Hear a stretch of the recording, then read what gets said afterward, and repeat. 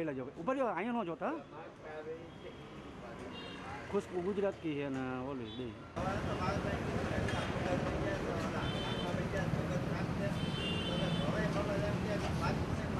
नरेंद्र मोदी की जितनी पतंग चल रही है उतनी तो ये एक भी चल नहीं रही है। और राहुल की अभी आने वाली है, वो हार्दिक पटेल की आने वाली है। और वो जीएसटी है तो उसका कुछ असर नहीं है, नोटबंदी का भी असर इतना नहीं है।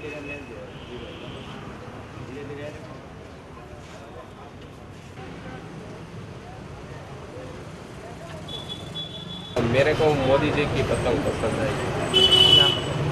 खुशबू गुजराती की और नोटबंदी की।